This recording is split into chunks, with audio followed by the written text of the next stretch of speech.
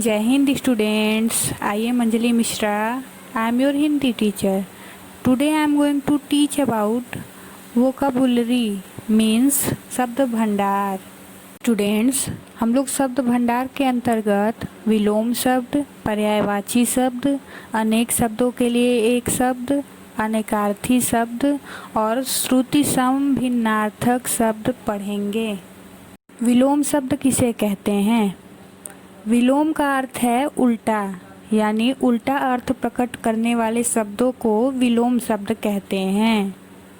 उदाहरण, सत्य का विलोम शब्द है असत्य, मान का विलोम शब्द है अपमान, उत्तर का विलोम शब्द है दक्षिण, कोमल का विलोम शब्द है कठोर, अल्प का विलोम शब्द है अधिक और उदय का विलोम शब्द है अस्त। पर्यायवाची शब्द किसे कहते हैं?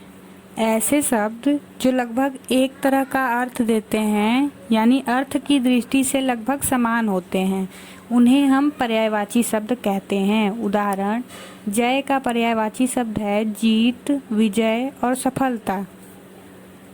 पराजय का पर्यायवाची शब्द है हार, नाकामी और असफलता।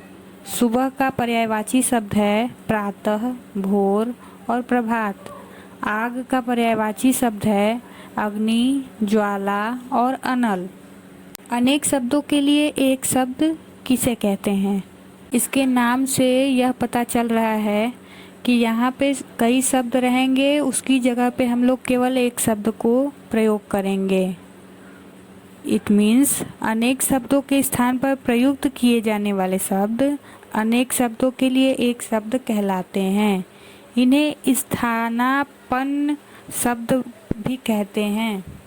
उदाहरण, जो देखने योग्य हो दर्शनीय, जो प्रशंसा के योग्य हो प्रशंसनीय, चारों ओर ध्यान रखने वाला चौकन्ना, जो पढ़ा जा सके पठनीय और विषय विशेष का ज्ञाता विशेषज्ञ। अनेकार्थी शब्द किसे कहते हैं?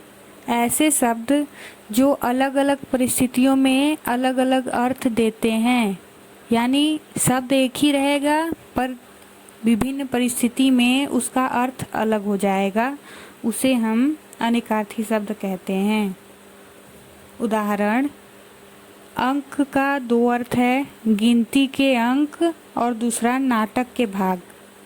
गिनती के अंक के लिए वाक्य प्रयोग, तुम्हें हिंदी में कितने अंक प्राप्त हुए, और नाटक के भाग के लिए वाक्य प्रयोग, ध्यान रखना पर्दा उठने पर दूसरा अंक प्रारंभ होगा। दूसरा, सर, इसका अर्थ है बाढ़ और तालाब।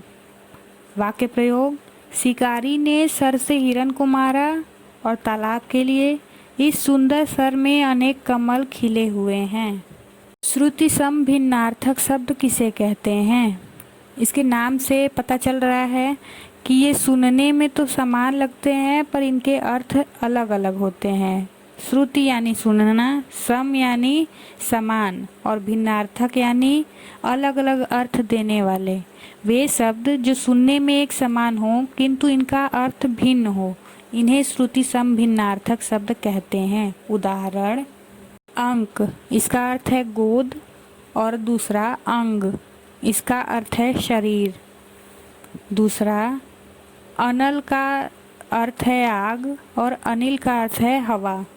तीसरा, कंकाल का अर्थ है हड्डियों का ढांचा और कंगाल का अर्थ है दरिद्र। This video is over now.